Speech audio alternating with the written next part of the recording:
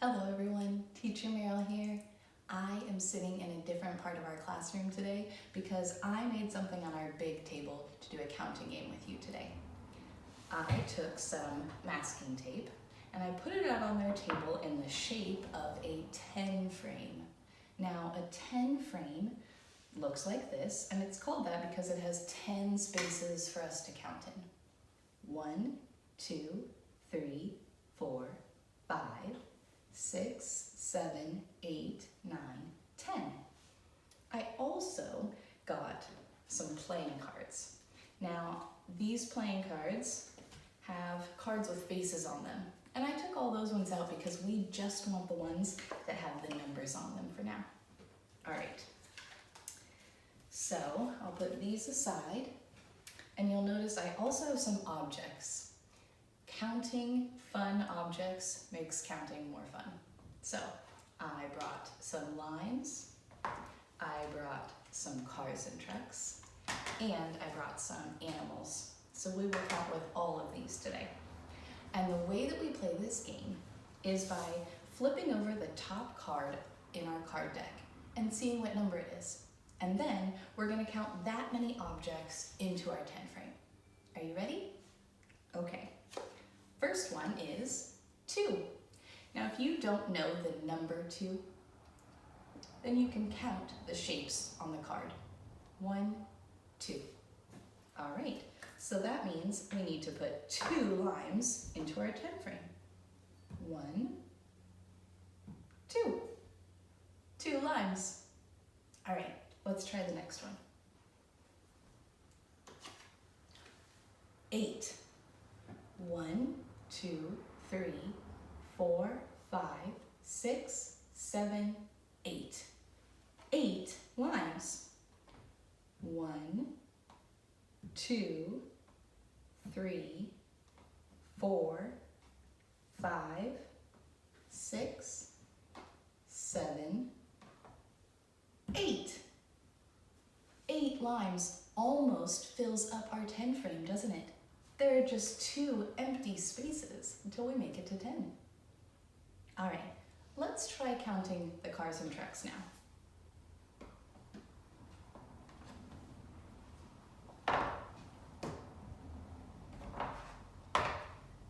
Okay, our next number is 10. 1, 2, 3, 4, 5, 6, 7, 8, 9, 10. 10 cars and trucks. All right, let's count. 1, 2, 3, 4, 5, 6, 7, 8, 9, 10. 10 cars and trucks. That fills up our whole 10 frame because we used 10 vehicles. All right, let's try a different number.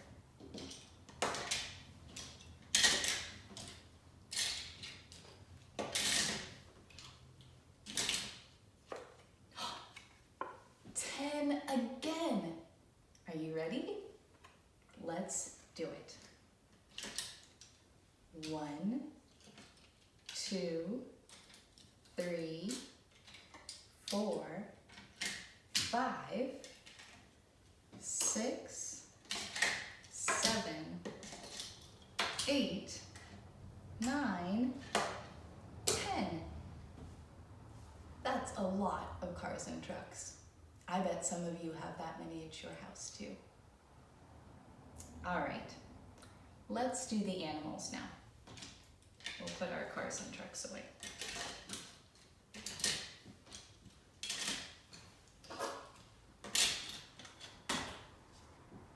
Okay, let's see what the next number is. 5. 1, 2, 3, 4, 5. 5 animals. 1, 2, 3, 4, 5. 5 animals. That fills up the top row of our 10 frame. Let's do in one more number.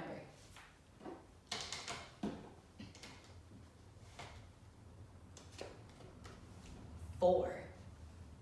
1, 2, 3, 4. All right, let's find some of the animals we didn't do last time. 1, 2, 3, 4. 4 animals. This is a pretty fun game. If you decide to do this at home, you can take tape and put it on the floor or a table or somewhere that your parent says is okay. Or you can print out the 10 frame that I've made for you on a piece of paper, and then you can fill it in with objects that you choose.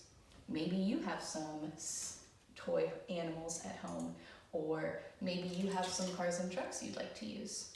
Or maybe you even do it with food, like the limes I have, or some grapes, or some crackers. Whatever it is you choose, the fun thing about counting is you can count anything. But it has to be able to fit inside your 10 frame, right? We couldn't fit something very big in these. And the piece of paper will be smaller too, so you'll have to find just the right size thing to fit inside your 10 frame. All right, before we put the 10 frame away, let's do one more thing. This is a little bit trickier, but it's fun to start learning what numbers can do when you put them together. Putting two numbers together is called adding them, and we're going to try that with our 10 frame. So let's pick the first number. 8. 1, 2, 3, 4, 5, 6, 7, 8. Let's take our limes and count to 8. 1, 2, 3, 4, 5, 6, 7, 8. Now, we have 8 limes. And how many empty spaces do we have? Let's count those. 1, 2. And we know that our 10 frame has 10 squares inside of it. So if we have 8 limes and we add 2 more limes, that's going to make 10. Ready? 1, 2. Now let's count them all. 1, 2, 3, 4, 5, 6, 7, 8, 9, 10. 8 limes plus 2 more limes makes 10 limes. Pretty cool. All right, let's do one more adding numbers together. And this time, let's use the cars. 8 again. Let's try something different. 9. 1, 2, 3, 4, 5, 6, 7, 8, 9. Okay, let's count out 9 cars and trucks.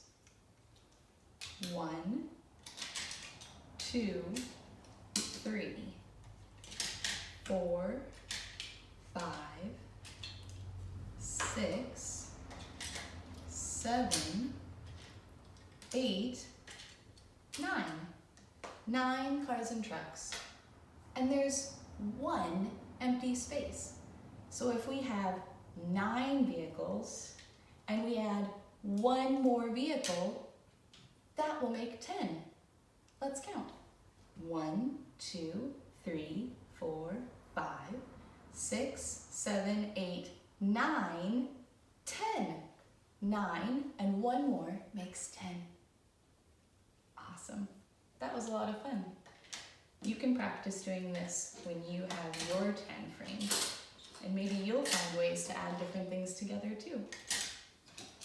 All right, I'm gonna clean this up, and I'd love to read you a story to finish our meeting today. See you in a little bit. All right, I'm ready to read you guys a story, and I picked a story today that talks about a really big feeling that we all have sometimes, feeling angry.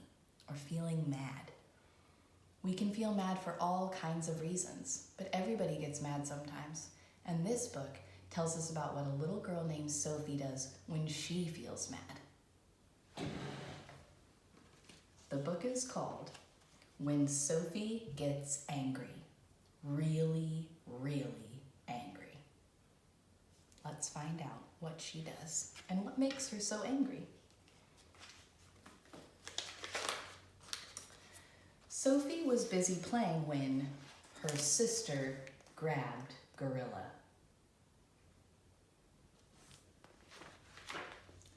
My turn, she says. No, said Sophie. Yes, said her mother. It is her turn now, Sophie. And as her sister snatched Gorilla away, Sophie fell over the truck. I think I can tell why she's going to be angry. Someone took something from her, and she fell over. Oh, is Sophie ever angry now? She kicks, she screams, she wants to smash the world to smithereens. She roars a red, red roar. Ah! Sophie is a volcano ready to explode. And when Sophie gets angry, really, really angry, she runs.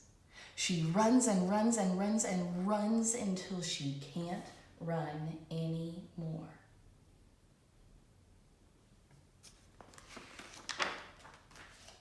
Then, for a little while, she cries.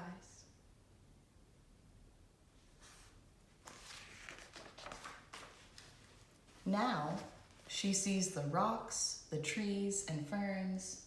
She hears a bird.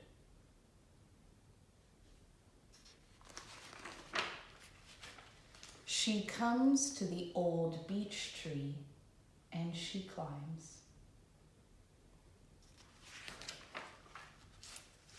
She feels the breeze blow her hair. She watches the water and the waves.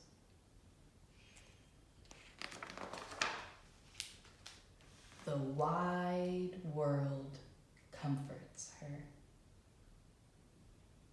That means sitting out and looking at the big wide world around her makes her feel a little bit better and helps her to calm down. Sophie feels better now, so she climbs back down. And she heads for home. It looks like Sophie lives on a farm, somewhere way out far from the city, and she has a lot of land, a huge yard that she can run in. The house is warm and smells good. I'm home. Everybody is glad that she's back. Everything's back together again. And Sophie isn't angry anymore. So in this book, Sophie goes running and running and running to make herself feel better. She runs and does something with her body that helps her. She also climbs in a tree and listens to the birds and the waves. Spends a little time by herself, taking space. And I noticed when she got back, she also started painting a picture of her feelings and her family. And all those things made her feel better again. I wonder what you guys do when you feel angry. Do you yell sometimes? Do you cry and scream? Do you take a little space to yourself, whether it's in your room or somewhere special that you like to hide? Sometimes when I get angry, I take deep, deep breaths. Because it helps my body to calm down. And if that doesn't help, running like Sophie did, or moving around a lot, can help your body to calm down too. So I hope that if you start to feel angry sometime, you think about Sophie and what she did to help herself to calm down, so that you can start feeling better again. It was fun to read that story and do some counting games with you today, and I'll see you next time. Bye.